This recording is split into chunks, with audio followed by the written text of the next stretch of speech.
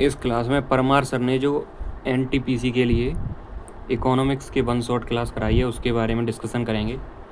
पहला क्वेश्चन जो पूछा गया था इसमें रैपिड रिवीजन होगा, मतलब जल्दी रिवीजन हो जाएगा इस क्लास से आपका। क्वेश्चन पहला था, which economist has written the general theory of employment interest and money. तो जॉन मेनार्ड J.M. किन्स ने ये बुक लिखी है। फादर ऑफ माइक्रो इकोनॉमिक्स कौन है? एडम स्मिथ हैं, जो कि और जो J.M. किन्स हैं इंग्लैंड के हैं फादर ऑफ, ये मैक्रो इकोनॉमिक्स के फादर हैं।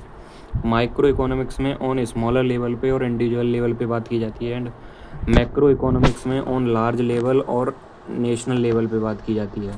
Wealth of nation Adam Smith के द्वारा लिखी गई है। Sometimes father of micro economics Alfred Marshall को भी बोला जाता है। और माइक्रो इकोनॉमिक्स के दो हैं, अल्फ्रेड मार्शल भी हैं और आपके एडम स्मिथ भी हैं। नेक्स्ट क्वेश्चन पूछा गया था second, which of the following is a characteristics of public goods. Public goods जो गवर्नमेंट के मतलब गुड्स होते हैं, ये नॉन राइवलरी वाले होते हैं, मतलब इसमें कोई कंपटीशन नहीं होता, नॉन एक्सक्लूडेबल भी होते हैं ये, क्योंकि ये फ्री चीज़ें होती हैं ना जो गवर्नमेंट प्रोवाइड करती है वो वाले। क्वेश्चन नंबर थर्ड, अगर यहीं पे प्राइवेट गुड्स के बारे में बात करें तो इसमें से नॉन हटा देना बस, जो नॉन जैसे राइवलरी एक्सक्लूडेबल तो वो हो जाएंगे आपके प्राइवेट गुड्स। पब्लिक गुड्स में नॉन जरूर लगा होगा।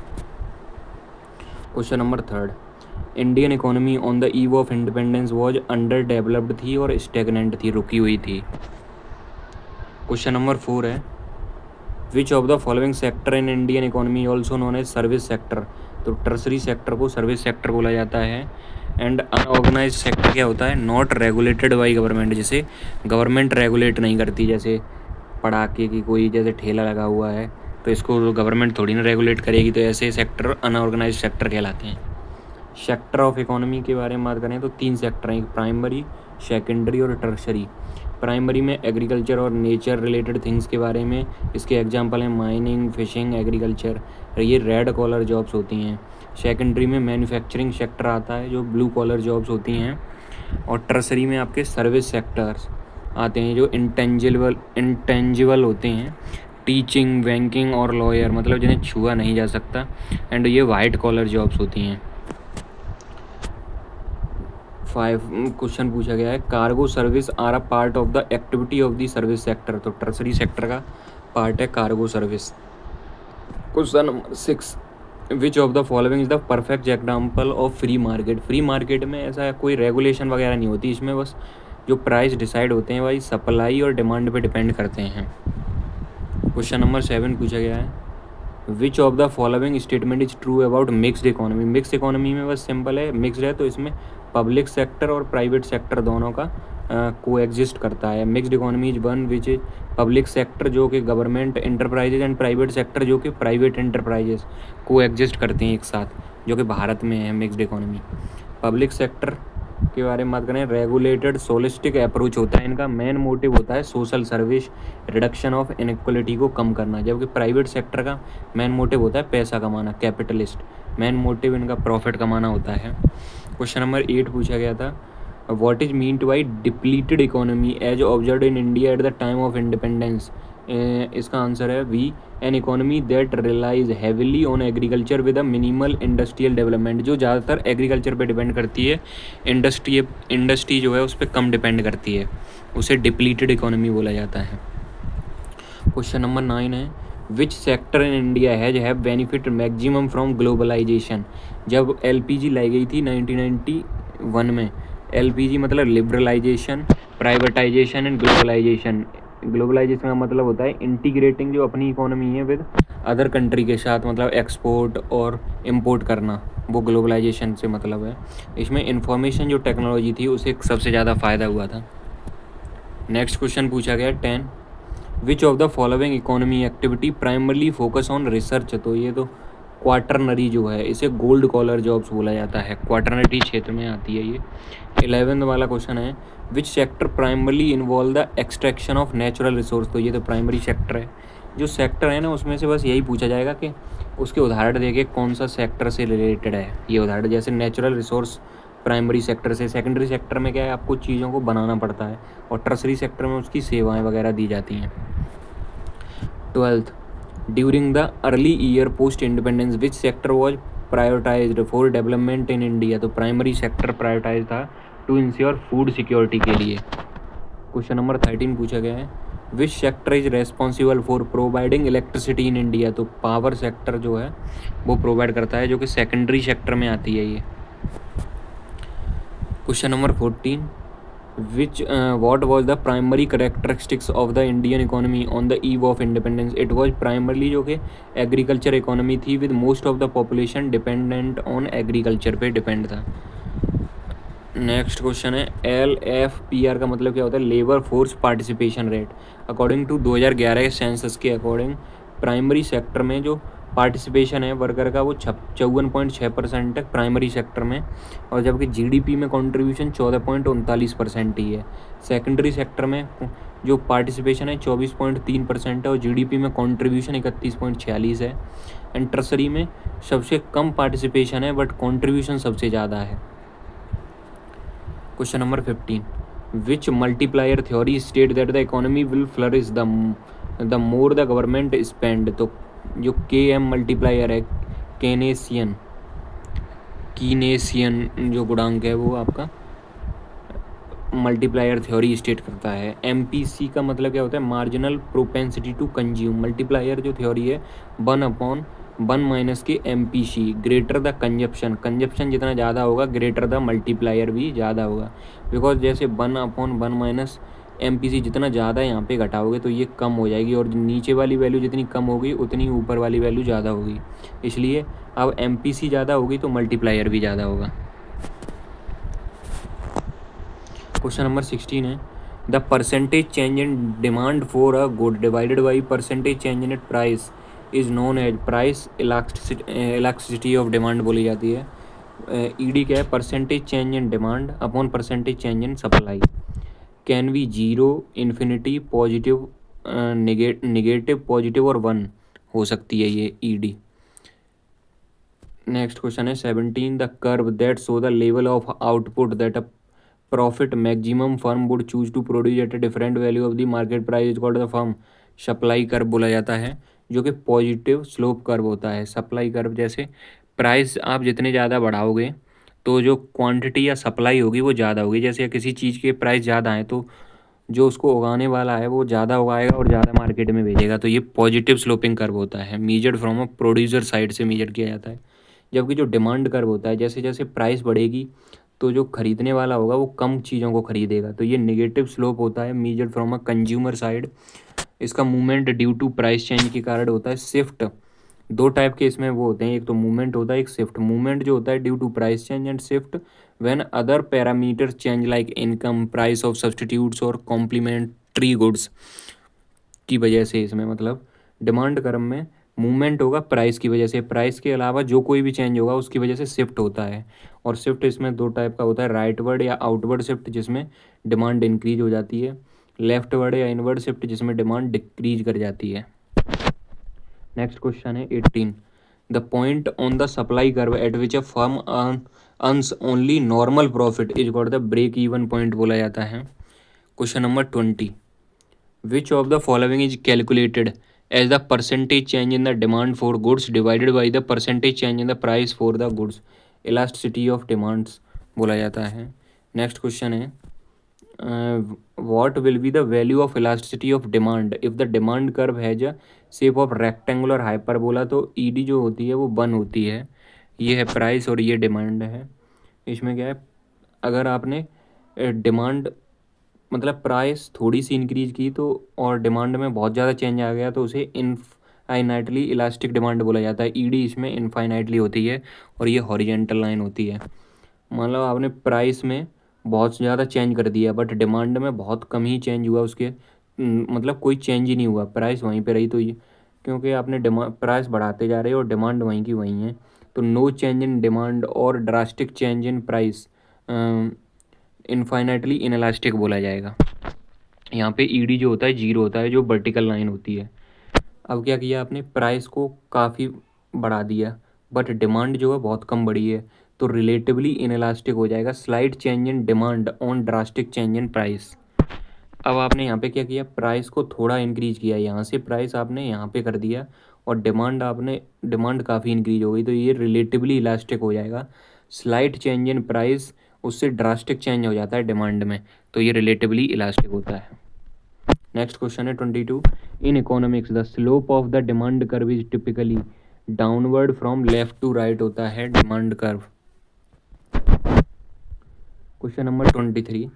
The measure of responsiveness of the demand for tea towards the change in the price of coffee in the market is an example of crossed elasticity of demand। इसका मतलब ये है, अगर जैसे टी में कोई डिमांड में अगर बदलाव आता है तो change in price of coffee में भी उसके जो अल्टरनेट गुड्स हैं उसमें अगर कुछ बदलाव आता है तो उसे क्रॉस इलास्टिसिटी डिमांड बोला जाता है। कंपिटिटिव गुड्स क्या होते हैं, जैसे सब्स्टिट्यूट, टी का जो सब्स्टिट्यूट है वो कॉफ़ी, अगर टी मान लो महंगी हो गई तो लोग कॉफ़ी पीना स्टार्ट करेंगे क्योंकि ये इसका सब्स्टिट्यूट है। कॉम्प्लीमेंट्री होता है जो उससे बन के, मतलब जैसे अगर टी महंगी हुई तो शुगर भी महंगी हो जाएगी, या शुगर महंगी हुई तो टी भी महंगी हो जाएगी, क्योंकि जो टी बनती है वो शुगर से बनती है। ये कॉम्प्लीमेंट्री गुड्स होते हैं।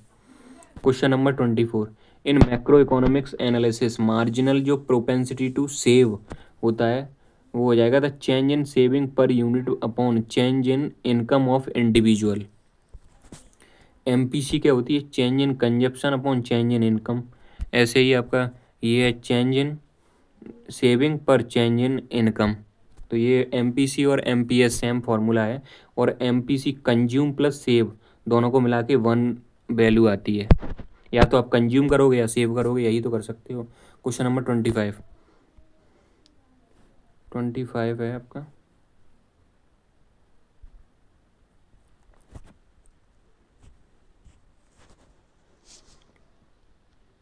यार वो हट गया, पॉज करना पड़ेगा।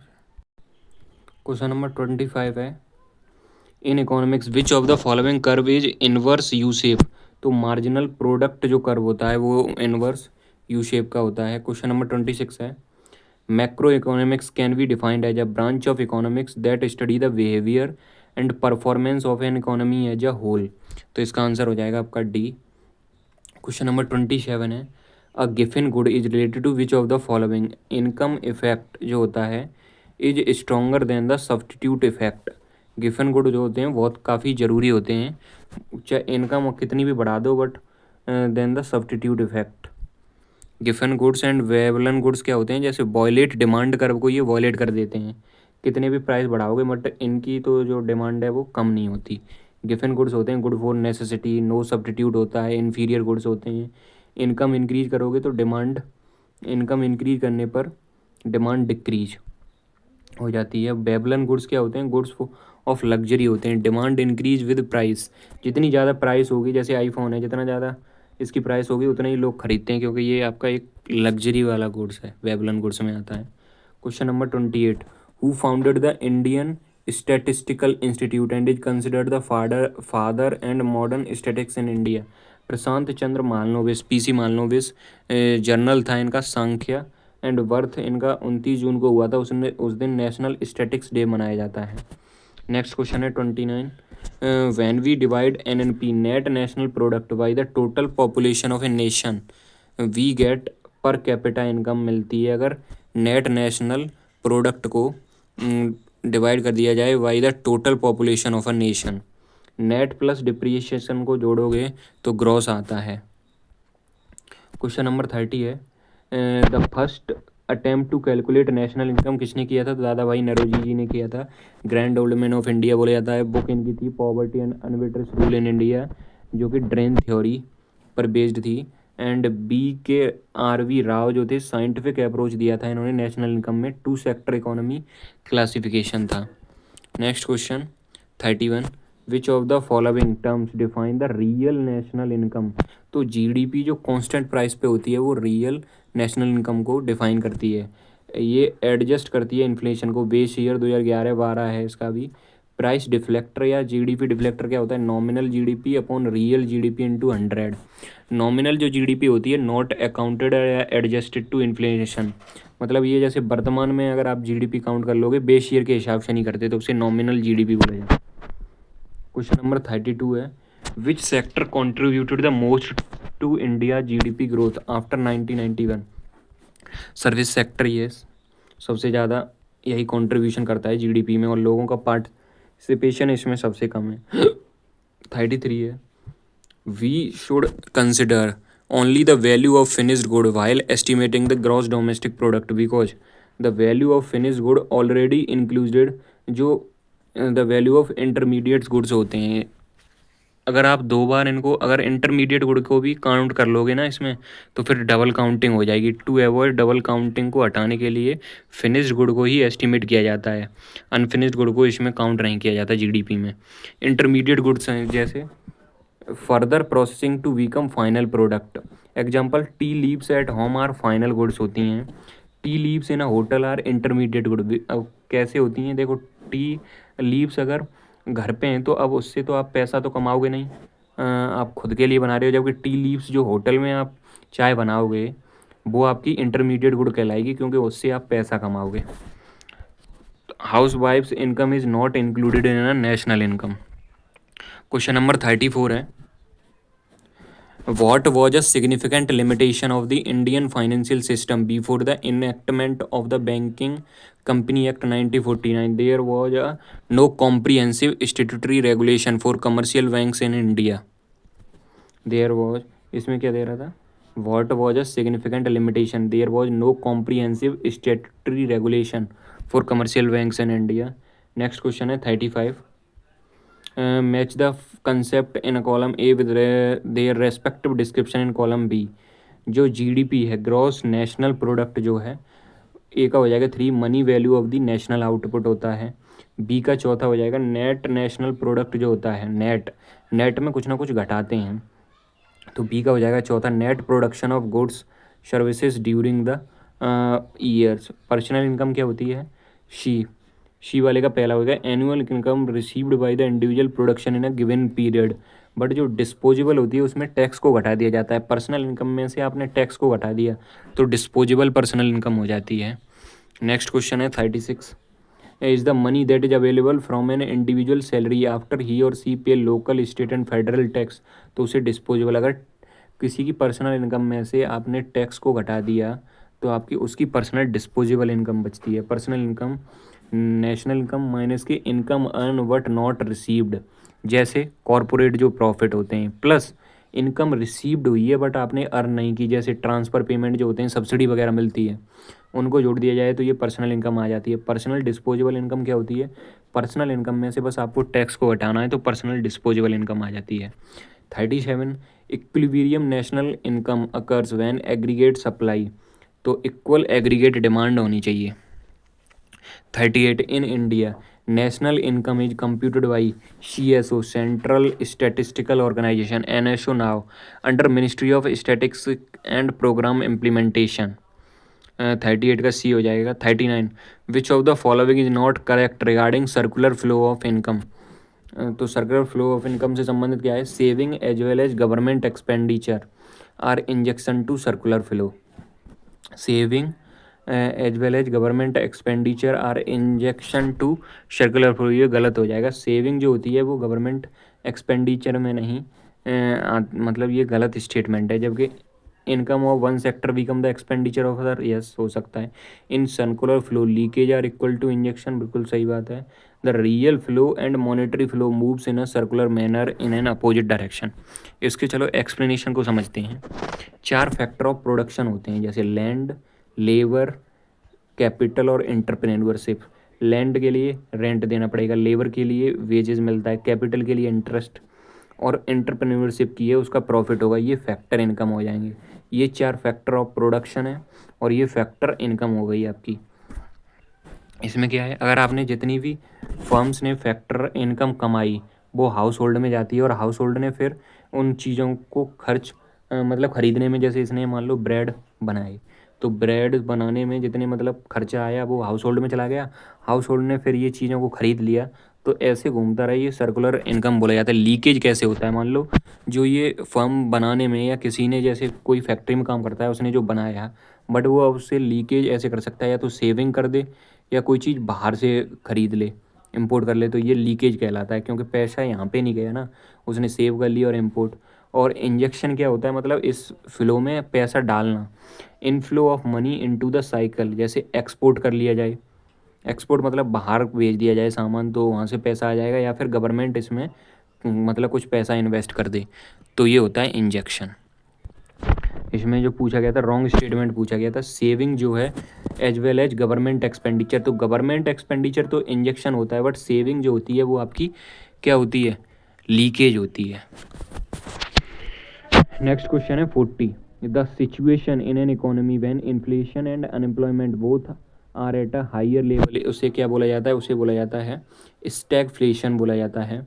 स्टैगफ्लेशन में स्टैगनेंट प्लस इन्फ्लेशन दोनों होती है, डिमांड जो होती है बहुत ज़्यादा, इन्फ्लेशन गैप क्या होता है, डिमांड बहुत ज़्यादा हो सप्लाई के अकॉर्डिंग।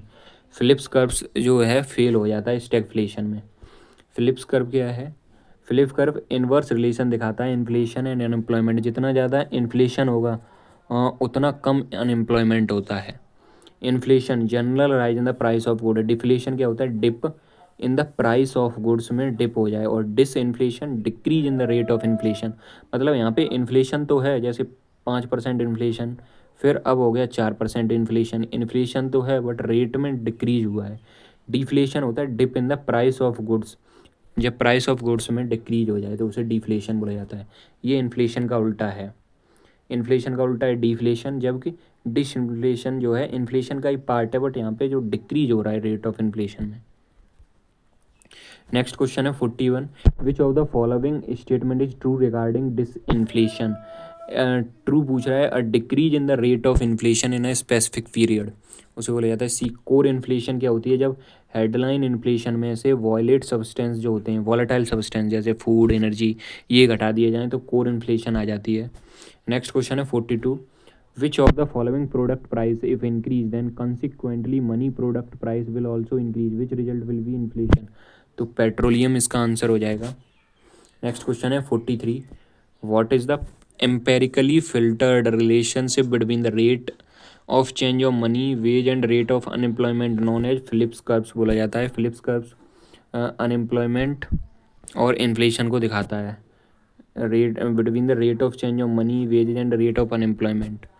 44 वाला क्वेश्चन है, which of the following is use for calculating DNS allowance to government employ for increase in price in India, तो price index number for industrial worker, तो इसका आंसर जो हो जाएगा सी हो जाएगा, statutory liquidity ratio.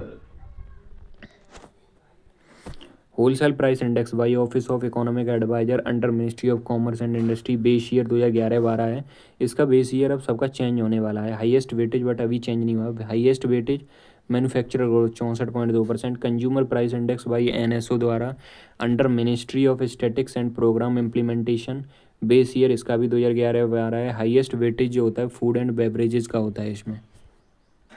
Question number 45, what do you call an economic contraction followed by an expansion, तो business जो साइकिल होती है उसे बोला जाता है what do you call an economic contraction followed by an expansion. Next question है 48, excess demand leads to both A and B inflationary gap और राइज इन एम्प्लॉयमेंट लेवल, तो बोथ ए और बी इसमें ट्रू हो जाएंगे। Next question है 49, which type of unemployment occur when there is a mismatch between skill and job requirement, जब job और उसमें मिसमैच होता है ना रिक्वायरमेंट में, तो उसे स्ट्रक्चरल बोला जाता है। फ्रिक्शनल क्या होती है, ड्यूरिंग जॉब स्विच, इसमें आपके पास जॉब तो होती है बट वॉलंटरी अनएम्प्लॉयमेंट है, आपने दूसरी अच्छी जॉब के लिए मतलब पुरानी वाली जॉब को छोड़ दिया हो। सर्च अनएम्प्लॉयमेंट मतलब अनएम्प्लॉयमेंट को आपने जैसे अभी किसी जॉब में हो उसको छोड़ के दूसरी जॉब की तलाश में, जब उसकी वजह से आप अनएम्प्लॉयमेंट हो तो उसे फ्रैक्शनल अनएम्प्लॉयमेंट बोला जाता है। स्ट्रक्चरल जो होता है मिसमैच होती है, जो आपकी जॉब के लिए स्किल की ज़रूरत है वो आपके पास नहीं है। और जो सीजनल होती है साइक्लिकल होती है वो ड्यूरिंग रिसेशन के समय आती है, जो जैसे कोविड-19 के समय आई थी, कोविड के समय ज़्यादातर लोगों की जो जॉब थी वो चली गई थी, उसे बोला जाता है साइक्लिकल। जबकि मौसमी जो होती है एग्रीकल्चर सेक्टर में पाई जाती है, जैसे डिस्गाइज्ड डिस्गाइज्ड अनएम्प्लॉयमेंट भी बोला जाता है। What is disguise unemployment, more people इसमें लगे होते हैं are employed than required a job, जितनी ज़रूरत है उससे ज़्यादा, जैसे अगर किसी खेत को काट रहे हैं 4 लोगों की ज़रूरत है, वहाँ पे 8 लगे हैं, तो उन 4 का कोई फ़ायदा तो है नहीं उसमें, इसलिए ये डिस्गाइज्ड अनएम्प्लॉयमेंट बोला जाता है। Question number 51, price control and rationing are direct control measure to sector specified होते हैं और ये इन्फ्लेशन के लिए लाए जाते हैं। Question number 52, which of the following alternative is not a source of formal data on unemployment in India? Report of National Family Health Survey. Next question है 53, which of the following is an economic situation in which all available labor resources are being used in the most efficient way possible? तो full employment जो होता है, which of the following is an economic situation in which all available labor resources are being used in the most efficient way possible? तो full employment. इसमें क्या होता है, production possibility frontier, इसको समझ लो। इसमें क्या है, अगर इस लाइन पे है तो फुल यूटिलाइजेशन ऑफ रिसोर्सेज हो रहा है, और अगर इससे कम है तो अंडर यूटिलाइजेशन ऑफ रिसोर्स है। इससे ऊपर अगर कुछ है तो कुछ नहीं बोला जाएगा, बिकॉज पे ये इस लाइन पे ही फुल यूटिलाइजेशन हो गया है तो इसके बाद थोड़ी ना कुछ होगा। ओवर यूटिलाइजेशन तो किसी चीज़ का हो नहीं सकता। जब आपने मान लो 10,000 रुपये हैं, आपने पूरे यूटिलाइज कर लिए तो उसके बाद थोड़ी ना यूज़ कर लोगे, बट कम अगर यूज किए हैं तो उसे अंडर यूटिलाइजेशन बोला जाता है।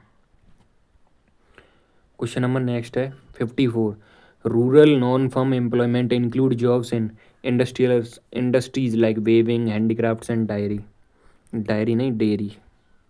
नेक्स्ट क्वेश्चन है 55, formula to find unemployment rate, unemployment worker upon total labour force into 100।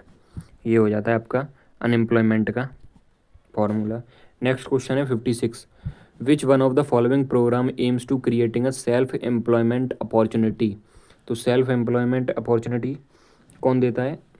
PMRY क्या है? प्रधानमंत्री रोजगार योजना। ICDS क्या है? Integrated child development scheme. और NRHM है, नेशनल रूरल हाउसिंग मिशन। इसका आंसर कमेंट सेक्शन बताना 56 का क्या होगा। विच one of the following programme aims at creating self employment opportunity? The budget of any government is defined as annual statement of the estimated receipt and expenditure of the government over the fiscal year। Fiscal year क्या होती है? 1 अप्रैल से 31 मार्च होती है। Receipt को income बोला जाता है, मतलब सरकार का कितना इनकम हुआ, कितना एक्सपेंडिचर हुआ एक फाइनेंशियल ईयर में, उसे बजट बोला जाता है। Question number select the correct statement पूछ रहा है। फिजिकल डेफिसिट क्या होता है? Is a shortfall in a government income compare to its spending, मतलब उसने खर्च ज़्यादा कर दिया है और इनकम कम हुई है तो उसे फिजिकल डेफिसिट बोला जाता है।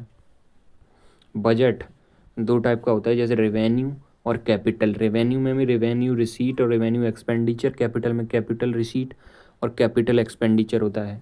रेवेन्यू रिसीट जो होती है, मतलब इधर के जो ट्रांजैक्शन होते हैं वो फ्रिक्वेंटली होते हैं। रेवेन्यू रिसीट 2 टाइप की होती है।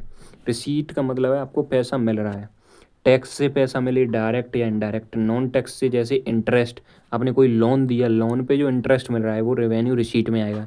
एक्सपेंडिचर जैसे इंटरेस्ट आप पे कर रहे हो, जैसे आपने कोई लोन लिया तो उस पर जो इंटरेस्ट दे रहे हो वो रेवेन्यू एक्सपेंडिचर में आएगा। सैलरी देना, जो गवर्नमेंट एम्प्लॉई उनकी सैलरी, वेजेस, पेंशन, ये सारे आपके रेवेन्यू एक्सपेंडिचर में आते हैं। इससे क्या है, ये फ्रिक्वेंटली होते हैं, जबकि आपके कैपिटल वाले जो होते हैं ये फ्रिक्वेंटली वेजेज नहीं होते। कैपिटल रिसीट में क्या करोगे आप? सेल ऑफ एसेट करोगे या डिसइन्वेस्टमेंट करोगे।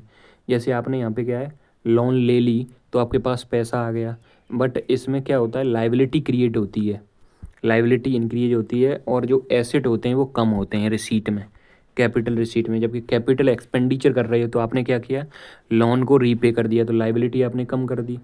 और डेवलपमेंट इंफ्रास्ट्रक्चर कर रहे हो तो यहाँ पे क्या है, ये आपको बाद में पैसा कमा के देगा, तो ये एसेट क्रिएट हो रहा है।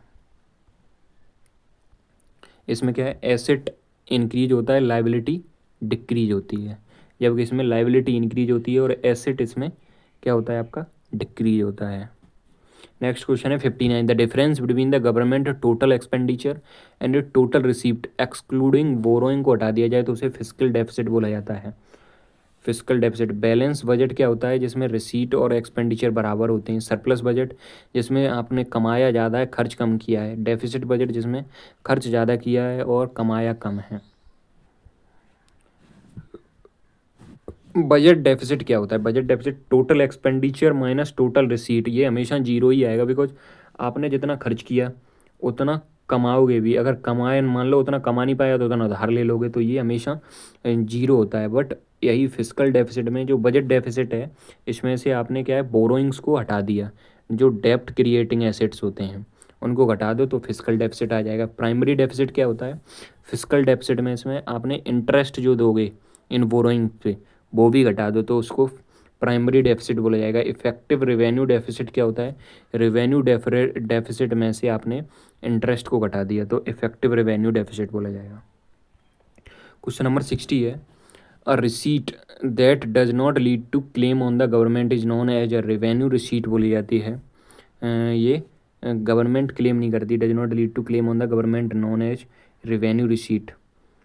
Question number 61 in the government budget, when the expenses made by a nation are more than the source of income, then the difference between the income and expenses is termed as budget deficit बोला जाएगा।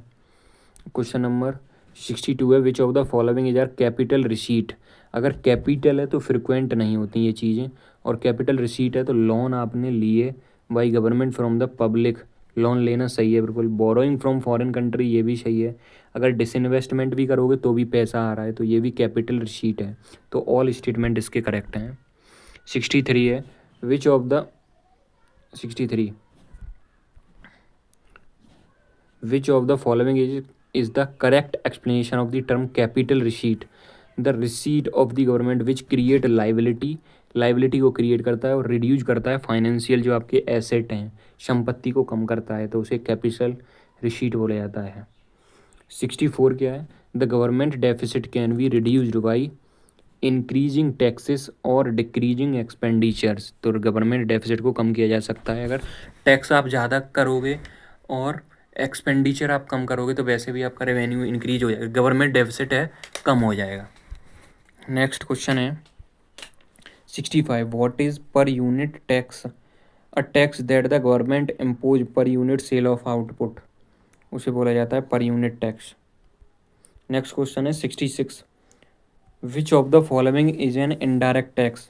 GST को indirect tax बोला जाता है। Gift tax, wealth tax और income tax जिस पे पड़ते हैं मतलब उसे ही देना पड़ता है, जबकि इनडायरेक्ट टैक्स में ऐसा नहीं होता। टैक्स के बारे में बात करें, दो टाइप के होते हैं, डायरेक्ट टैक्स और इनडायरेक्ट टैक्स। इनडायरेक्ट टैक्स होते हैं प्रोपोर्शनल के नेचर के होते हैं, सेम फॉर सबके लिए सेम होते हैं। यहाँ पे ये नहीं देखा जाता कि आपकी इनकम कम है तो आप पे कम लगेगा, ये प्रोपोर्शनल नेचर का होता है, सबको सेम होता है। बट डायरेक्ट टैक्स होते हैं प्रोग्रेसिव नेचर के, जितना मतलब आपका ज़्यादा महंगी चीज़ होगी उतना ही ज़्यादा उस पर टैक्स लगता है डायरेक्ट टैक्स पे। डायरेक्टली पेबल टू गवर्नमेंट होते हैं, इसको किसी पे ट्रांसफ़र नहीं किया जा सकता। कांट भी पास ऑन, इसका मतलब वही है कि किसी को दूसरा नहीं देगा बंदा जिसने मतलब ये खरीदा है। जैसे इनकम है आपकी तो आपको ही टैक्स पे करना पड़ेगा, wealth tax, gift tax, corporate tax ये पे। और जो आपके वेल्थ टैक्स, गिफ्ट टैक्स वगैरह हैं ये पेपर टैक्स भी बोला जाता है, इसमें मिनिमम कलेक्शन होता है। और जीएसटी जो एक्साइज ड्यूटी, कस्टम ड्यूटी, ये सारे इनडायरेक्ट टैक्स होते हैं। नेक्स्ट क्वेश्चन है 67, विच of the following statement is true regarding GST. GST can not be collected by the state government के द्वारा कलेक्ट नहीं की जाती जीएसटी। और नॉट करेक्ट पूछा था ना, तो GST can not be collected by the state government, ये गलत स्टेटमेंट है, ये भी कलेक्ट कर सकती है। जीएसटी ए फर्स्ट जो celebrated GST day by the central board of excise and custom, India has chosen Canada as structure of dual GST. सही है, France is the first country to introduce GST. ये सारे statement सही हैं but सी वाला गलत है। क्वेश्चन नंबर 68 है, what is non tax revenue. जो रिकरिंग इनकम होती है मतलब जल्दी जल्दी जो इनकम होती है, earn by A government from source other than tax. Other than tax में क्या आता है, जैसे आपने कोई लोन दिया हो उसकी जो आपको इंटरेस्ट मिल रहा है वो आपका आ जाएगा रेवेन्यू में। नेक्स्ट क्वेश्चन है, tax are levied by the state government in India, excise duty on liquor पे जो लगती है। क्वेश्चन नंबर 70 है, which of the following is related to the Arvind Subramanian committee. तो जीएसटी जो है अरविंद सुब्रमण्यम कमेटी से संबंधित है। नेक्स्ट क्वेश्चन है आपका 72, what is the method of taxation where tax also increase with taxable income increase. तो उसे प्रोग्रेसिव टैक्स बोला जाता है, जो कि आपके डायरेक्ट टैक्स होते हैं।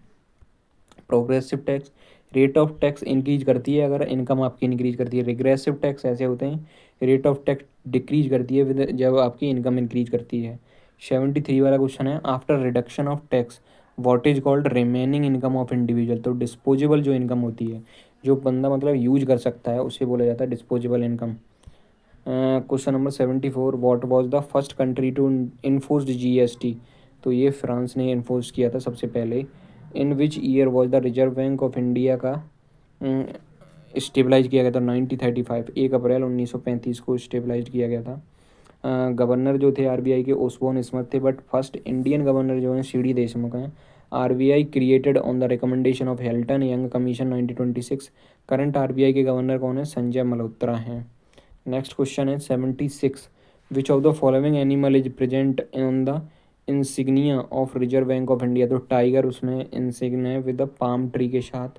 नेक्स्ट क्वेश्चन है 77, what is the main role of Reserve Bank of India? It conduct consolidated supervision of the financial sector in India. Next question है आरबीआई एक्ट 1934। आरबीआई एक्ट जो 1934 है, आरबीआई ने stabilise किया था। RBI act 1949 gives power to RBI to regulate banks and RBI जो होता है lender of last resort होता है, बैंक्स ऑफ बैंक्स आरबीआई को बोला जाता है। विच ऑर्गेनाइजेशन, इसमें क्वेश्चन पूछा गया है 78, which organisation are known for providing micro finance to rural community in India, तो regional rural bank. RRB act 1976 का था। फर्स्ट आरआरबी 2 अक्टूबर 1975 को। प्रथम ग्रामीण बैंक मुरादाबाद उत्तर प्रदेश में। आरआरबी जो होती है 50% सेंट्रल गवर्नमेंट, 35% स्पॉन्सर बैंक और 15% जो होती है इसमें स्टेट गवर्नमेंट की भागीदारी होती है। आरआरबी जो होती है सुपरवाइज की जाती है नाबार्ड के द्वारा एंड आरआरबी रेगुलेट की जाती हैं आरबीआई के द्वारा। नेक्स्ट क्वेश्चन है 79, which of the following formulate implements and monitor the monetary policy in India, तो आरबीआई जो है आपकी इम्प्लीमेंट करती है, मॉनिटर करती है मॉनिटर पॉलिसी, मॉनेटरी जो पॉलिसी होती हैं। इस 80 वाला, in which of the following year date the 14 major Indian schedule commercial bank को नेशनलाइज किया गया था। 1969 में इंदिरा गांधी की गवर्नमेंट थी। चौथा 5 ईयर प्लान चल रहा था। प्लान हॉलीडे 96 से 69, हॉलीडे 3 बार आए थे। एक तो तीसरी पंचवर्षीय योजना के बाद, फिर 3 में 2 जोड़ोगे 5वीं, फिर 5 में 2 जोड़ोगे तो 7वीं, तो 3, 5, 7वीं पंचवर्षीय योजना के बाद आपके मतलब गैप आए थे, जो आपकी जो वो चल रही थी ना पंचवर्षीय योजना, उनके बाद। क्वेश्चन नंबर 81 है, what is the primary function of money, it is a medium of exchange होता है। लिमिटेशन ऑफ बार्टर सिस्टम क्या थी, डबल कोइंसिडेंस होनी चाहिए। जैसे आपको अगर मेरे पास गेहूँ है तो और आपके पास है मान लो चावल, तो मुझे अगर चावल चाहिए होंगे और आपको गेहूँ चाहिए होंगे तभी हम लोग उसमें एक्सचेंज कर सकते थे। तो इसमें डबल कोइंसिडेंस होनी चाहिए थी, ये इसका लिमिटेशन थी। कांट कैरी वेल्थ, आप मतलब ये वेल्थ हमेशा कैरी नहीं कर सकते, क्योंकि गेहूँ में कब तक आप रखे रहोगे, वो ख़राब भी तो हो सकते हैं। और not an exact transfer, exact transfer नहीं होता है इनका।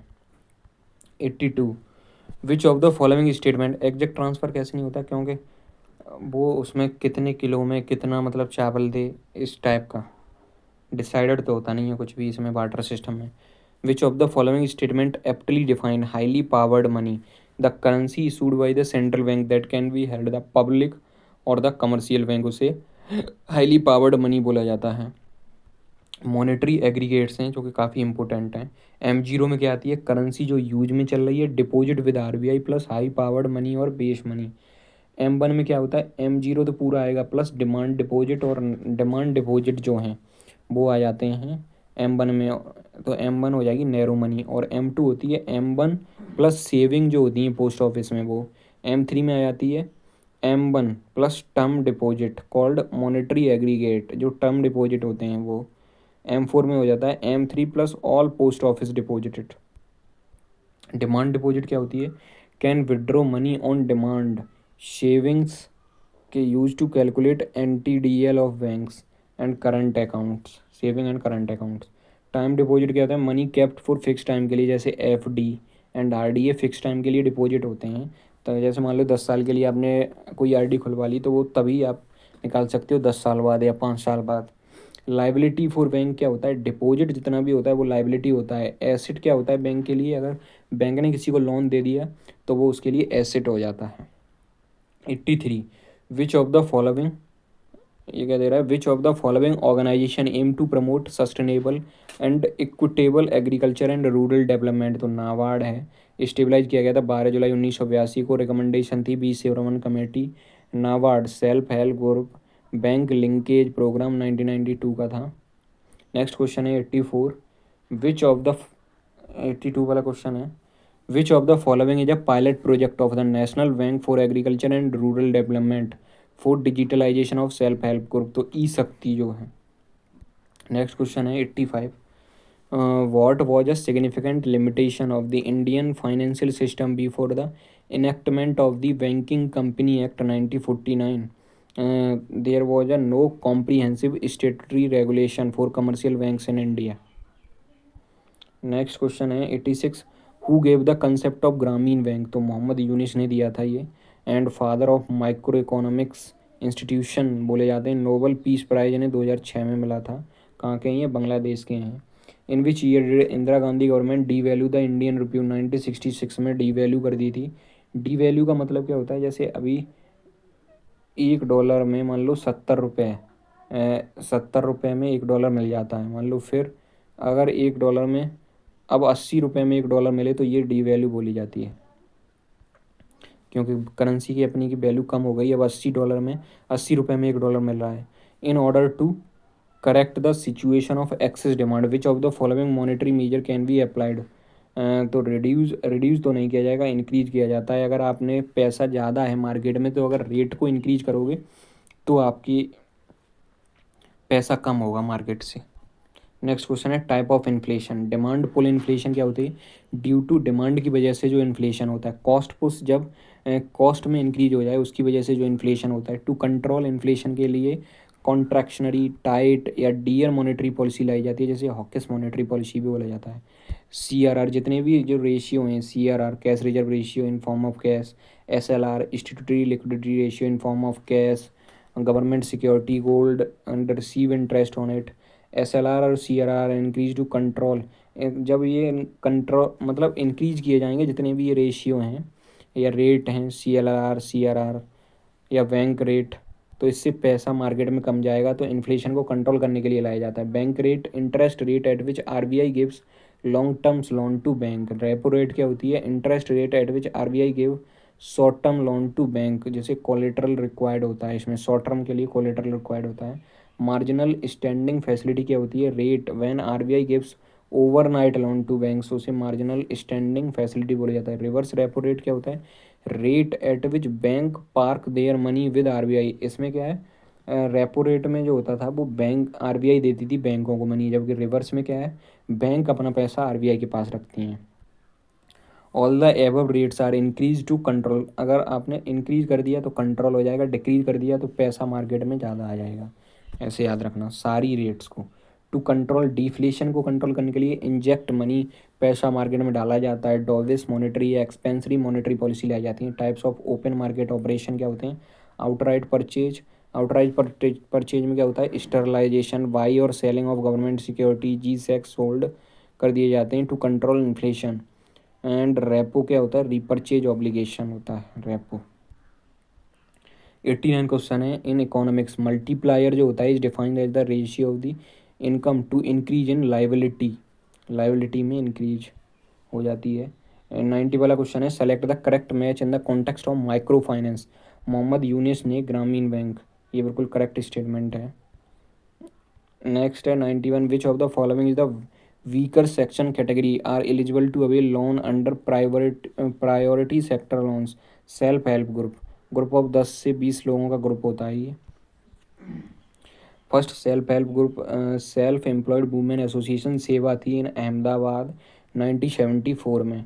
92 वाला क्वेश्चन है, in which of the following year did the reserve bank of India introduce a comprehensive regulatory framework for non finance company micro finance institution, 2011 में।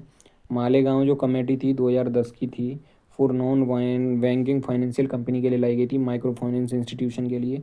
MFI क्या होती है, लैंडिंग करती है 1 लाख से and to people with income 3 lakh, 1 lakh से ज़्यादा, 1 लाख से लेकर 3 लाख तक, प्रमोट फाइनेंशियल इंक्लूजन के लिए।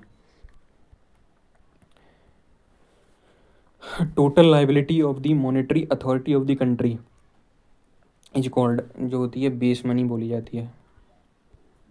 94, विच of the following is a qualitative instrument of credit control used by the reserve bank of India. तो मोरल सुएशन जो होते हैं क्वाड्रेटिव कंट्रोल होते हैं, एक ये क्वालिटेटिव हो गए और एक होते हैं क्वांटिटेटिव। क्वांटिटेटिव में तो वही हो गए जो CRR, SLR, bank rate, repo rate, reverse repo rate. अब और जो क्वालिटेटिव में होते हैं वो होते हैं आपके, क्वालिटेटिव में आते हैं राशनिंग ऑफ क्रेडिट, मतलब किस चीज़ में कितना खर्च करना है, राशनिंग करना। मोरल सुएसन मतलब बैंक को ऐसे समझाना कि आप पैसा कम डालो या अपने पास पैसा ज़्यादा रखो, एक तरह से समझाना। रेगुलेशन ऑफ कंज्यूमर क्रेडिट को रेगुलेट करना, चेंज इन मार्जिनल रिक्वायरमेंट को चेंज करना।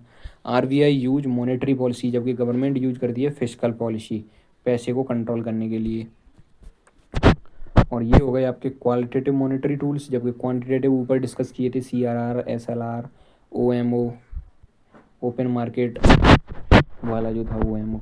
95 है क्वेश्चन नंबर आपका, विच of the following institution launched the micro finance movement in India on a pilot basis 1992। तो नाबार्ड के द्वारा ये क्या, SIDBI small industrial development bank of India 1990 में हेडक्वार्टर लखनऊ में था। SEBI security and exchange board of India था, स्टेबलाइज 1988।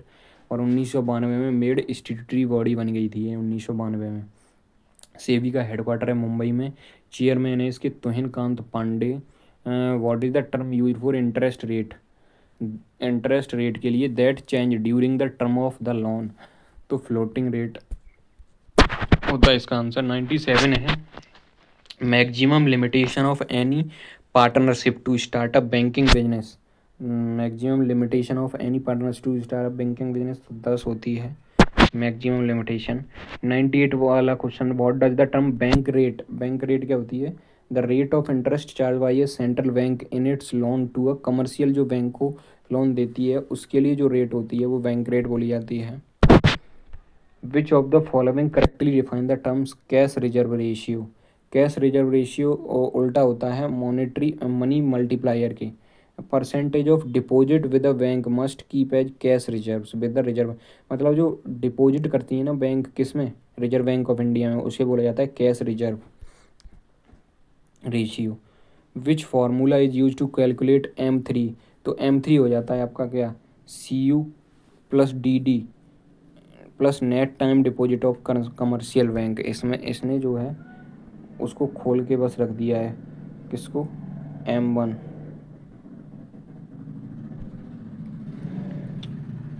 क्वेश्चन नंबर 101 है, which of the following could be a description of the term financial inclusion. का मतलब क्या है, फाइनेंशियल इंक्लूजन का मतलब है जैसे delivery of financial service at affordable cost to the poor, जो मतलब गाँव का लोग जो मोबाइल वगैरह भी नहीं चलाने जानते उनको भी बैंकिंग सिस्टम से जोड़ना, ये होता है इंक्लूजन, फाइनेंशियल इंक्लूजन करना। What is the term used for interest rate that change during the term of the loan. तो उसे फ्लोटिंग रेट बोला जाता है। नेक्स्ट क्वेश्चन है 103, which committee was constitute for banking sector reform. तो Narasimham committee थी, RRB on it recommendation. Next question है 104, which of the following combination of tenors of treasury bills issued by government of India. ये 91 का multiple होता है, 91 में 2 का multiply करोगे तो 182 में 2 का मल्टीप्लाई करोगे तो 364। ये CHSL में भी पूछा गया था और CGL मेंस में भी आया था। शॉर्ट टर्म गवर्नमेंट सिक्योरिटी होती हैं ये जो ट्रेजरी होती हैं वो। What is the formula for net worth, net worth होती है, नेट अगर कहीं भी शब्द आ जाए तो आप समझना उसमें कुछ ना कुछ घटाया जाएगा, माइनस किया जाएगा, तो एसेट में से लाइबिलिटी को घटा दो तो नेट वॉर्थ आ जाती है आपकी। 106 क्वेश्चन है, which of the following is not an instrument of the monetary policy of the reserve bank of India. तो जो आपका कैश रिजर्व रेशियो है, statutory liquidity ratio, bank rate, GST थोड़ी ना, GST तो फिजिकल पॉलिसी में आ जाएगी। जैसे मॉनेटरी पॉलिसी जो है RBI लाती है और फिजिकल पॉलिसी गवर्नमेंट लेके आती है टू कंट्रोल मनी, मनी को कंट्रोल करने के लिए। तो GST तो ये गवर्नमेंट लेके आएगी ना कि RBI। नेक्स्ट क्वेश्चन है 107, the RBI method of credit control may be divided into which of two parts. एक तो क्वांटिटेटिव होते हैं, क्वालिटेटिव होते हैं, दो टाइप के होते हैं। नेक्स्ट क्वेश्चन है 108, which of the following function can not be performed by NBFC CRR SLR norms are not applicable, can't issue cheques, excepting demand deposit जो है वो फंक्शन नहीं कर सकती NBFC. CRR SLR norms are not applicable होते हैं इसमें। Question number 1009 है, the general target of the monetary policy is to ensure, जो जनरल टारगेट होता है मॉनेटरी पॉलिसी का क्या होता है, प्राइस की स्टेबिलिटी करना, ग्रेटर टैक्स करना मॉनेटरी पॉलिसी का टूल नहीं है, ये गवर्नमेंट का टूल है। एम्प्लॉयमेंट थोड़ी ना देंगे भाई, इसमें पैसे को कंट्रोल किया जाता है। तो ओनली फर्स्ट इसका रूप सही हो जाएगा। मतलब 110वां क्वेश्चन है, व्हाट इज पॉवर्टी का मतलब क्या है, गरीबी का मतलब क्या है, inability to fulfil basic needs like food clothing. आप मतलब इनेबल हो किस चीज़ में, खाना खाने में, मतलब खाना ही नहीं है आपके पास, कपड़े नहीं है और रहने के लिए स्थान नहीं है, तो उससे उस व्यक्ति को गरीब बोला जाता है। नेक्स्ट क्वेश्चन है 112 है, वॉट अप्रोच डिड दादा भाई नरोजी ने यूज किया था टू कैलकुलेट पॉवर्टी लाइन। प्रिजनर मेनू इन्होंने यूज किया था। इनक्वलिटी कर्व जो होता है दिखाता है लॉरेंज कर्व के द्वारा दिखाया जाता है। गिनी कोफिशिएंट 0 से 1 होता है। 0 मतलब परफेक्टली इक्वलिटी है, 0 परफेक्टली इक्वलिटी को दिखाता है। लाइन ऑफ इक्वलिटी ये गई, ये है लॉरेंज कर्व। और आपकी 0 दिखाता है परफेक्ट इक्वलिटी को, 1 दिखाता है परफेक्ट इनइक्वलिटी को। Question number 113, which type of poverty is generally considered as a result of insufficient income. तो एब्सोल्यूट जो पॉवर्टी होती है वो दिखाती है आपकी इनसफिशिएंट इनकम को, जबकि रिलेटिव होती है, रिलेटिव तो एक टाइप की ऐसी हो जाएगी जैसे मान लो कोई विराट कोहली कहे किससे, रोनाल्डो से, कि मेरे पास जो पैसा है वो रोनाल्डो से कम है यार, मैं तो गरीब हूँ, तो इसके रेस्पेक्ट में ये गरीब हो सकता है, बट विराट कोहली गरीब थोड़ी नहीं है भाई। ये होती है रिलेटिव पॉवर्टी, जबकि एब्सोल्यूट मतलब हकीकत में गरीब है। Question number 115, how did the drain of wealth theory as proposed by Dadabhai Naoroji explain in India poverty under British rule, export of India resource and wealth to Britain without fair compensation. Export of Indian resource and wealth to Britain without fair compensation, ये किसने दिया था, drain theory दी थी दादा भाई नरोजी जी ने। 116 है, which of the following committee was form to estimate poverty in India. Tendulkar committee थी। Poverty estimation in India is done by NITI Aayog के द्वारा।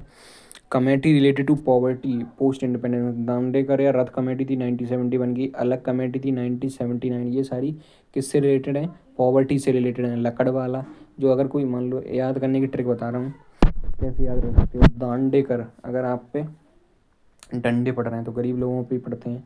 रथ में आजकल कौन चलता है, जो गरीब लोग होते हैं वही चलाते हैं, रथ को बनाते हैं। मतलब रथ डंडे से बनता है, डंडे पड़ते हैं, और रथ जो है किससे लाया गया था 1971 में, गरीब से। अलग अगर आपको सबसे अलग कर दिया जाए तो गरीब लोगों को ही सबसे अलग कर दिया जाता है, लकड़ा वाला। अगर लकड़ी वाला आदमी है जो आज भी लकड़ी का काम करता है तो वो गरीब ही माना जाएगा। तेंदुलकर, तेंदुलकर को भाई गरीब कैसे कह सकते हैं, याद कर लेना। तेंदुलकर कमेटी जो है गरीबी से संबंधित थी, 2005 में लाई गई थी। और रंगराजन कमेटी जो थी मतलब उसके रंग जो हैं राजन जैसे नहीं है, मतलब कैसा है, गरीब है। तेंदुलकर जैसा व्यक्ति नहीं है, मतलब गरीब है। प्री इंडिपेंडेंस प्लानिंग कमेटी 1938 में, बॉम्बे प्लान 1944 में, ये सारे आपके गरीबी से संबंधित हैं।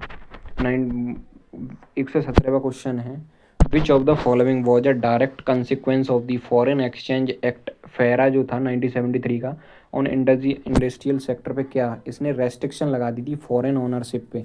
अगर रेस्ट्रिक्शन लगा दोगे तो बैलेंस ऑफ पेमेंट क्राइसिस हुआ था, इसकी वजह से 1991 में क्या लाया गया था, आपकी LPG लाई गई थी। अगर आप सारी चीज़ों पे रेस्ट्रिक्शन लगा दोगे तो कोई विदेशी कंपनी इन्वेस्ट ही नहीं करेगी, तो बैलेंस ऑफ पेमेंट क्राइसिस तो हो ही जाएगा। फिर इसके बदले जो लाया गया था, फेरा को रिप्लेस किया था फेमा ने, कब, 1999 में। In the fixed exchange rate system, the fixes the exchange rate at a particular level, government fix करती है। फ्लोटिंग एक्सचेंज रेट क्या होती है, regulated by market force. Depreciation क्या होती है, when value of currency decrease because of market force की वजह से जब डिक्रीज हो जाए। Appreciation when value of currency increase because of market force की वजह से इंक्रीज हो जाए। और फिक्स्ड एक्सचेंज रेट भाई गवर्नमेंट जब करती है तो वैल्यू लग जाती है उसमें। डिवैल्यूएशन मतलब जब गवर्नमेंट डिक्रीज कर दे डोमेस्टिक करेंसी को एक्सपोर्ट्स बेनिफिटेड के लिए। रिवैल्यूएशन इसमें एक्सपोर्ट बेनिफिट होता है। एंड रीवैल्यू अगर वैल्यू कर दी जाए, मतलब when government increase value of it, domestic currency की वैल्यू को इंक्रीज कर दे। Question number 120, what is the term use for direct exchange of goods और service without the use of tokens, credit और मनी? तो उसे वाटर सिस्टम बोला जाता है। इसके अभी हमने डिफेक्ट तो डिस्कस कर लिए थे, क्या लिमिटेशन थे इस वाले रूल में। नेक्स्ट क्वेश्चन है आपका, प्लास्टिक मनी जो होती है, debit card credit card, fiduciary की मनी होती है, ट्रस्ट नीड होता है। जैसे चेक जो होता है, अगर दोनों लोग एग्री हैं, देने वाला और लेने वाला, तभी इसका ट्रांसफ़र किया जा सकता है। फेट मनी होती है जो लीगल करेंसी होती है, उसको कोई मना नहीं कर सकता। 121 वाला क्वेश्चन था, a set of account that summarise a country transaction with the rest of the world is known as balance payment बोला जाता है। Current account plus capital account, इसमें दो टाइप का होता है। करंट अकाउंट में ट्रेड इन गुड्स, विजिबल और सर्विसेज जैसे invisible, transfer payment like remittance जो दिए जाते हैं। कैपिटल अकाउंट में आते हैं जैसे foreign direct investment, foreign portfolio investment और गवर्नमेंट की जो बोरोइंग होती हैं वो आती हैं इसमें। क्वेश्चन नंबर 122 है, the balance of export and import of good is refer to as trade balance बोला जाता है, ट्रेड बैलेंस बोला जाएगा। नेक्स्ट क्वेश्चन पूछा गया था 123 वाला, 123 है, the money invested by foreign MNC is known as foreign direct investment बोला जाएगा। क्वेश्चन नंबर 124 है, which of the following not a government of India initiative to attract foreign direct investment? कौन सा इसमें से इनिशिएटिव नहीं है? तो नहीं है वो देखना है, बट जो हैं उनको पढ़ लो एक बार। The government of India has eased the approved mechanism of FDI proposal, ये बिल्कुल सही है। इससे अगर इजी बना दोगे आप एफडीआई को तो ज़्यादा इन्वेस्ट होगा। Proposal of FDI are mandate to be cleared within 10 day of receiving application, ये भी सही है, ये भी सही है। मतलब इससे क्या है, पैसा ज़्यादा इन्वेस्ट होगा। States must focus on strengthening the single window closure clearance, अगर आप इतनी मतलब चीज़ों को क्विकली करोगे तो वैसे भी ज़्यादा स्मूथली होंगी, तो एफडीआई ज़्यादा इन्वेस्ट होगी। बट सी वाले में क्या दे रहा है, the government of India announced entrepreneurship curriculum to be taken up by the states, ये वाला गलत स्टेटमेंट है। Government not a government of India initiative, government of India का इनिशिएटिव नहीं है ये। 125, रोनाल्ड रेगन जो 40वें प्रेसिडेंट थे यूएस के, signed the largest tax cut in the history of their country in 1981, which economic theory was their policy centred around? तो Laffer curve संबंधित है। लेफर कर्व जो होता है उल्टा घंटा शेप का होता है, बेल शेप्ड कर्व होता है। इसमें क्या होता है, टैक्स और टैक्स रेट, जैसे इस इनिशियल में क्या होता है, आपने टैक्स रेट बढ़ाया, रेवेन्यू भी बढ़ता जाएगा। मतलब एक कंडीशन ऐसी आएगी कि लोग पैसे को छुपाने लगते हैं, वो सोचेंगे हम पैसा कमाएं ही क्यों, अगर सारा पैसा हम जितना ज़्यादा कमा रहे हैं उतना टैक्स कटता जा रहा है, तो छुपाने लगते हैं। उसे बोला जाता है लेफर कर्व्स, यही दिखाता है। जो था 1971, the small farmer development agency and marginal farmer agriculture labourer agency were introduce की गई थी on the recommendation of the all India credit review committee, all India credit review committee के द्वारा इंट्रोड्यूस की गई थी। Which of the following best describe the concept of sourcing? क्या होती है, ट्रांसफरिंग सर्टेन कंपनी टास्क और services to a foreign country to lower expenses. मान लो कोई विदेशी कंट्री है, कंपनी है सॉरी, अमेरिका की, वहाँ पे अगर कोई लेबर फोर्स ज़्यादा लग रहा है तो वो सोच रही है अगर ये भारत में बनाए मान लो तो वहाँ पे कम खर्चा आएगा तो ज़्यादा प्रॉफिट होगा। इसलिए जब कोई विदेशी कंपनी भारत में अपना मतलब उसकी सर्विसेज दे या बनाने लगे, टास्क को अपना बनवाने लगे, तो उसे बोला जाता है ऑफशोरिंग। HDI जो थी, HDI is a summary composite measure of countries average achievement in a basic aspect of human development which are जो थी हेल्थ, नॉलेज, डेली इनकम। तो इसमें कौन से बेस्ड थे? तो पहला सही है, दूसरा सही है, डेली इनकम नहीं, स्टैंडर्ड ऑफ लिविंग आता है इसमें। Human development index release by United Nation development programme, UNDP के द्वारा दिया जाता है। ट्रेड डेफिसिट जो होता है, इंपोर्ट काफ़ी ज़्यादा होता है, एक्सपोर्ट कम होता है। ट्विन डेफिसिट जो होता है, trade deficit plus physical deficit जो हो जाए तो उसे ट्विन डेफिसिट बोला जाता है। 129 क्वेश्चन है, which of the following was a direct consequence of the foreign exchange regulation act फेरा ऑफ 1973? ये तो अभी डिस्कस किया था क्योंकि इसने रेस्ट्रिक्शन लगा दी थी ownership in Indian companies. Restriction अगर ज़्यादा लगा दोगे तो कंपनी कहाँ से भाई खुल जाएंगे और इन्वेस्टमेंट कहाँ से होगा पैसे का। इसलिए LPG पॉलिसी लाई गई थी 1991 में। लिबरलाइजेशन, प्राइवेटाइजेशन और globalisation. Which among the following thinker introduce the human development index? Mohammad ul Haq ने इंट्रोड्यूस किया था, ये पाकिस्तान के, यही एक अच्छा काम किया इन्होंने कि ह्यूमन डेवलपमेंट इंडेक्स को यहीं के लोग ने इंट्रोड्यूस किया था, मतलब मोहम्मद उल हक ने इंट्रोड्यूस किया था। 131 वाला क्वेश्चन है, which of the following can be considered as a long term impact of globalisation policy of India 1991 on India's economic. तो shift towards service based economy की तरफ शिफ्ट हो गई थी। लिबरलाइजेशन का मतलब क्या होता है? लिबरल रूल कर देना, law for foreign investment, trade etcetera. Liberal कर दिए। मान लो आपने कहा कि कोई विदेशी कंपनी आ रही है, उसने कहा कि हम अपने यहाँ कंपनी खोलना चाहते हैं, कोई रेस्ट्रिक्शन होने? कोई रेस्ट्रिक्शन नहीं है, आओ भाई आप खोलो और हम तुम्हें खिलाने के लिए और देंगे पैसे। तो ये हो जाता है एक तरह के लिबरल, मतलब आप एक तरह की कंपनी खोलने के सपोर्ट में हो तो ज़्यादा लोग यहाँ पे इन्वेस्ट करेंगे। प्राइवेटाइजेशन का मतलब होता है open market for private player with less restriction. Restriction कम कर दी, जो भी आप प्रॉफिट कमाना चाहते हो कमाओ, तो ज़्यादा इन्वेस्टमेंट होगी। 132 वाला क्वेश्चन था, what structural challenge has been India faced in achieving inclusive growth since the 1991 reforms. तो finance minister doctor Manmohan Singh थे, प्रधानमंत्री जो थे पीवी नरसिम्हा राव थे उस समय। इसमें क्या किया गया था? इंडिया क्या फेस कर रही थी? Disparity in regional development and rural urban divide में डिस्पैरिटी फेस कर रही थी। 133 वाला क्वेश्चन है, which term describe the removal of restriction on a private industry. तो प्राइवेटाइजेशन लाया गया था वही 1991 में।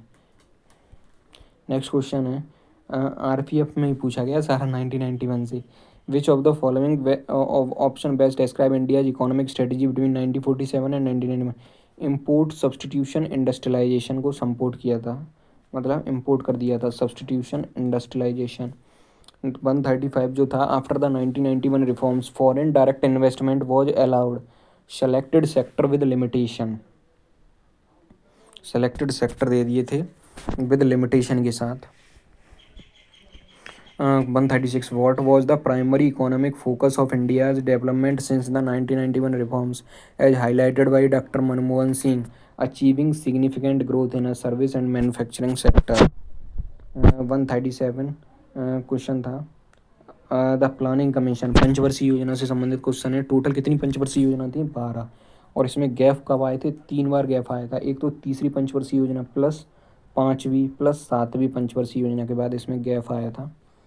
The planning commission was setup की गई थी 15 मार्च 1950 को, एंड द प्लान जो स्टार्ट किया गया था 1 अप्रैल 1951 with the launching of the first 5 year plan 1951 से 56 तक।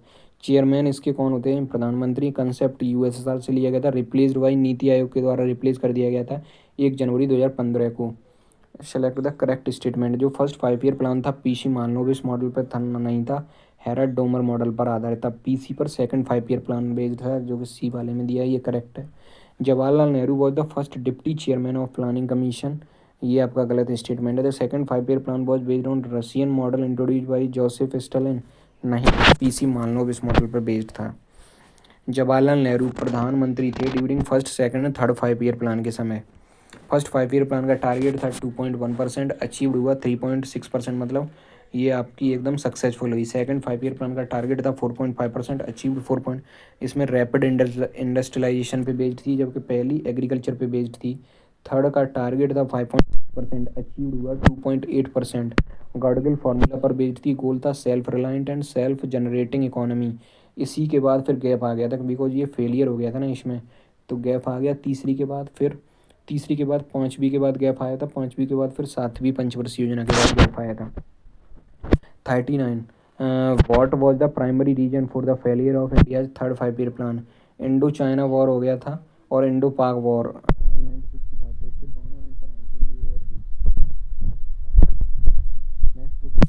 During which 5 year plan was the slogan गरीबी हटाओ नारा दिया गया था। तो ये फिफ्थ 5वीं पंचवर्षीय योजना 1974 से 78 थी, और इसके बाद भी 2 साल का गैप आ गया था। डीपी धर मॉडल पर बेच दी, टारगेट 4.4% था, अचीव्ड 4.8%। फोर्थ 5 ईयर प्लान जो था 1969 से 64 था, रुद्रन एलन मॉडल पर, गॉडगिल मॉडल पर, टारगेट था 5.6%, अचीव्ड 3.3%। गोल था growth with stability and self reliance. Fifth पंचवर्षीय योजना थी मिनिमम नीड्स प्रोग्राम लाया गया था 1974, 20 पॉइंट प्रोग्राम 1975। आरआरबी की stabilise hilly area development programme rolling plan लाया गया था इसी के बाद 1978 से 80 तक, क्योंकि सरकार बदल गई थी यहाँ पे। 141 the national rural employment programme was launching during which of the following. तो 6 5 ईयर प्लान के द्वारा लाया गया था ये, 1980 से 85 के बीच में थी। प्रधानमंत्री during plans, fourth fifth six में इंदिरा गांधी थी, फर्स्ट सेकंड थर्ड में जवाहरलाल नेहरू थे, सेवन्थ में कौन थे, राजीव गांधी, एट्थ में पीवी नरसिम्हा राव, नाइन्थ में अटल बिहारी वाजपेयी, 10 वाली में अटल बिहारी वाजपेयी प्लस मनमोहन सिंह, 11 12 मनमोहन सिंह, और 12 से 14 में 12 वाली सिर्फ 2 ही साल चली थी, 12 से 14 के बाद नीति आयोग आ गया था। 142 है, under which 5 year plan was Bharat Nirman started by government of India to upgrade rural infrastructure. तो 10वीं पंचवर्षीय योजना थी नेशनल हॉर्टिकल्चर मिशन, जो गोल्डन रेवोल्यूशन पर बेस्ड है, 2002 से 2007 के बीच में थी, 10th plan. 143, who performed the people plan in India, MN Roy के द्वारा लाया गया था। 144 है, the second 5 year plan gave priority to industrial development aimed at setting up a number of heavy industries such as steel, capital goods, for which direct government participation and state government involvement was needed. Hence the industrial policy resolution 1956 का था। Divided industry into 4 groups में divide कर दी थी। Goals क्या था, 11th 5 year plan का था rapid and more inclusive growth, 12th का था rapid inclusive and sustainable growth. Annual plan 1999 से 1992। सेकंड जो इंडस्ट्रियल पॉलिसी रिजोल्यूशन था economic constitution of India, divided industry into 3 schedule में डिवाइड थी। ए में जो थी 17 थी, बी में 12, सी में 4 private management only government controlled थी, B 12 mainly government managed but private help can be taken. A arms and ammunition railway airways licence raj start किया गया था, एंडेड बाई 5वीं पंचवर्षीय योजना 1991। 145 after independence during the second 5 year plan 1956 से 61 तक विच steel plant setup की गई थी, तो राउरकेला स्टील प्लांट को सेटअप किया गया था। दुर्गापुर जो स्टील प्लांट थी वो यूके की मदद से वेस्ट बंगाल में, और जो बोकारो स्टील प्लांट है उड़ीसा में, और जो बताइए भिलाई स्टील प्लांट है वो रसिया छत्तीसगढ़। ये third IIT setup during first 5 year plan में सेटअप की गई थी। After independence during the second 5 year plan which steel plant was setup the collaboration with Germany, तो जर्मनी की वजह से थी कौन सी, राउरकेला। बोकारो जो थी उड़ीसा में। ये सारी सेकंड 5 ईयर प्लान में ही, भिलाई छत्तीसगढ़ रसिया। 146 था क्वेश्चन, और जो कि लास्ट क्वेश्चन है, which policy was introduce to support private industry as part of industrial reform in 1991, तो evolution of industrial licensing for most sector, LPG लाई गई थी ना इसके द्वारा, ये काफ़ी इंपॉर्टेंट है। तो ये क्लास यहीं पे ख़त्म होती है क्योंकि 146 ही क्वेश्चन कराए थे।